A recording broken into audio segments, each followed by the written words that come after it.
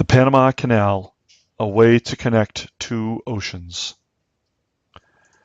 As a result of the Spanish-American War, the United States picked up a number of island chains in both the Atlantic and Pacific Oceans. In the years before the war, the only way for ships to get from ports on the east coast of the United States to the west coast was to sail around the southern tip of the South American continent, a trip of over 13,000 miles and 60 days. If the United States was going to increase its power on the world stage, it needed a shorter and quicker route between the oceans. The easiest way to do that was to build a canal across the Isthmus of Panama, the spot at which Central America and South America meet. An isthmus is a narrow neck of land that joins two landmasses. The idea of connecting the two oceans at this spot had been imagined from the arrival of the first Europeans to the Western Hemisphere in the 1500s. By the late 1800s, the technology needed to dig was available. It was the French who began the project, but they were committed to a sea-level canal, something that was completely impractical for the elevation of the isthmus.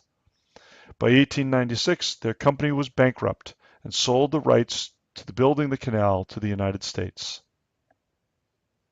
The problem for the United States was that the South American nation of Colombia owned the land for the canal, and they were unwilling to sell that land to the United States. It didn't matter that the United States offered $10 million up front and $250,000 a year in rent. Colombia was unwilling to budge. Suddenly, there was a revolution in the area of the canal zone in Panama. Just as the Colombians were about to send in troops to put down the revolution, the USS Nashville appeared off the coast and forced the Colombians to retreat back to their country. President Teddy Roosevelt had suggested to the Panamanians that this would happen and his help would be rewarded. The Republic of Panama was formed on November 3, 1903, and 3 days later the United States recognized it as an independent nation.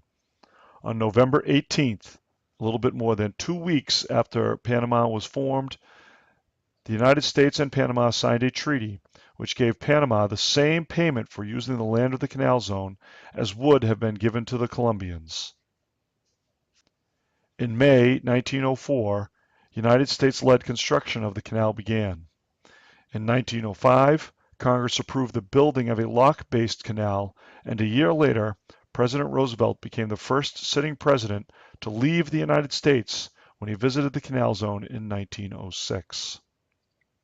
The biggest problem facing the construction of the canal was the threat of mosquito-borne diseases such as malaria and yellow fever. A number of sanitation techniques were implemented to control the spread of these diseases by trying to eliminate the mosquitoes that carried them. It was discovered that the mosquitoes laid their eggs in standing water, with the larvae using a siphon at the end of their tails to breathe from just under the surface.